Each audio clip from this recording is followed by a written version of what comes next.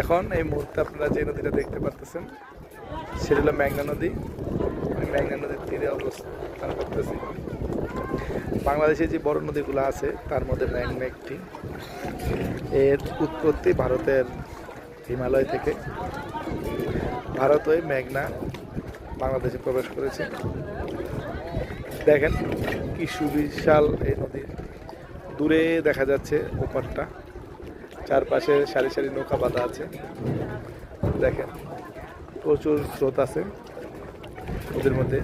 একটা জিনিস লক্ষ্য করলে দেখবেন যে আপনাদের দেখার চেষ্টা করি, দেখেন নদীতে কিন্তু প্রচুর ঢেউ আছে, কিন্তু একটা জিনিস লক্ষ্য করলে দেখবেন এখানে কিন্তু বড় ধরনের কোনো যানবাহন নেই। যানবাহন বলতে পারলে বড় ধরনের লঞ্চ, স্টিমার নেই। এই যে স্রোতটা তৈরি হচ্ছে বা ঢেউটা তৈরি হচ্ছে এটা সম্পূর্ণ বাতাস থেকে তৈরি হচ্ছে। দেখেন কত সুন্দর প্রকৃতি, কত সুন্দর এই মেঘনা। বাংলাদেশের